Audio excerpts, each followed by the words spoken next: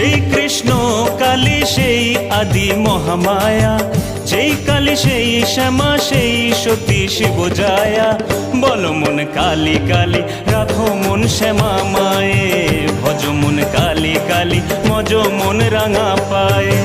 পড়ে গো যেথায় চরণ হয় সে তো পীঠধাম, গাও মন নাচো ও মন সব ভুলে অবিরাম। বলো মন কালী কালী রাখো মন শ্যামা মায়ে, ভজ মন কালী কালী মজ মন রাঙা পায়ে।